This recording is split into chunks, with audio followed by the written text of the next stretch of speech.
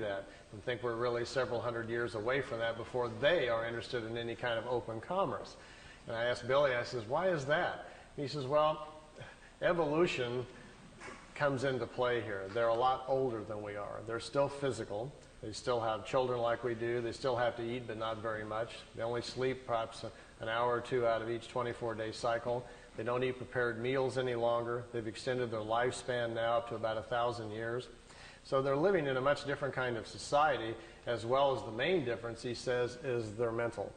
He says talking to them is like interrupting a monk in the middle of meditation or something. And then you find out the monk has an IQ of 1,000. You don't even know what to say to this person. They're tremendously intellectual. They know what you're thinking before you even hardly get your thoughts together. They are tremendously insightful about our emotions. And they look at us almost, not unkindly so, but almost more like in a lab experiment. Like we might look at, some ants or a horse or something. There's a vast difference between us intellectually and mostly morally. He says they've evolved to a point on their world where they live a lot different than we do. There's this very small population there. There's only around 400 million people on the world. We have 5.5 billion people here. If you've traveled around the world very much at all, this is a pretty crowded place.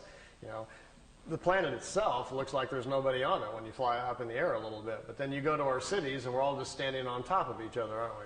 You'd think we would spread out a little bit and share the space, but of course that's not good for zoning laws or making money, so I guess we won't do that for a period of time.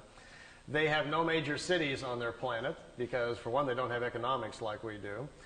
They don't have government quite like we do either.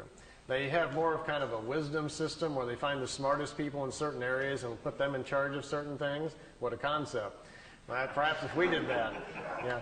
Remember 2 or 3 weeks ago when they were trying to get us to go bomb Iraq again and there were all the signboards were out in front of the White House? Somebody was holding up a sign which really summed it all up for me. It said, "Smart bombs, stupid leaders." And I said, that is the sign of our times right now. They're on the media trying to convince us to go over there and bomb a bunch of people and kill them again, And most of these people that are going to die, we're not at war with these people. They're scrapping for a living over there trying to feed their children.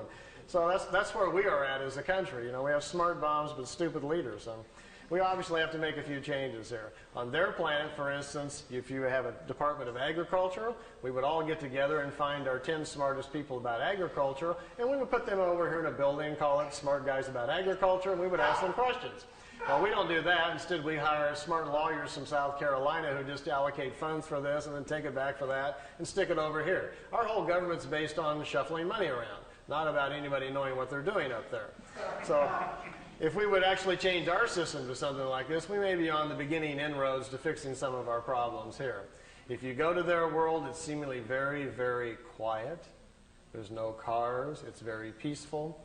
Billy says the people, for the most part, looks like either they're asleep or they're all in a trance. He says they're very, very mental. They communicate very openly, like in an open consciousness, like an open phone line. And he says there's something going on he didn't understand quite at first.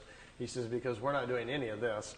Imagine that all of us had become mentally so powerful that not only could we listen to each other's thoughts, but we got to the point where we could really honestly tune in with nature and understand it. You could really communicate with a leaf, and you could literally talk to a rabbit as it was walking by you. We were really tuned in with the world we were living in. And then it fell upon us, as the elders of the planet, to do something about a deteriorating environment. And all of us got together, and we knew the answer. We knew if we took part of our mental force and projected it into the atmosphere, we could not only clean it up, but we could put an energy into the atmosphere which would help all the creatures in nature. Everybody would live longer. We wouldn't get sick any longer. Our metabolism would change, and we could control the quality of our physical life. We understood this. So we all sat down one day and said, let's do it. We took hands. We charged our minds up. We got into a higher self as high as we could, and we charged the atmosphere up, and it changed all the life on the planet. People quit getting sick. People quit being emotionally unhappy. It stabilized the planet. The food started changing so that when you ate a small pear or a peach, you no longer got hungry. You didn't need to sleep as much because there's available energy to everyone. Everyone could tune into it to become educated. There was no need for schools. All we had to do was teach our children to sit down and tap into this consciousness, and all of the knowledge of the elders would be available to them. This is how they're living on their world. And they protect this mental environment. They don't let people from other worlds come and interrupt it and upset it. If you and I were to show up there with our cameras and our tape recorders, wanting to, have them stand in front of a tree so we could take their picture, they may accommodate us. But Billy said even when he was there, he continually felt like he had to be quiet, like he was in a church or something, like he knew he was upsetting something going on. He says they don't like a lot of visitors because normally the visitors aren't tuned into what they're doing mentally. And it's looked upon like a virus or a sickness in the atmosphere when lower life forms come to visit. I told Billy, I says, but I thought they'd ask you on a couple of times if you'd like to come back and live there. He says, yeah, you can do that. And I says, well, how would they do that? You being a much younger life form, or even me or somebody else, if we went to live there, I mean, they would let us do that? And they says, well, it's possible. They brought some people there.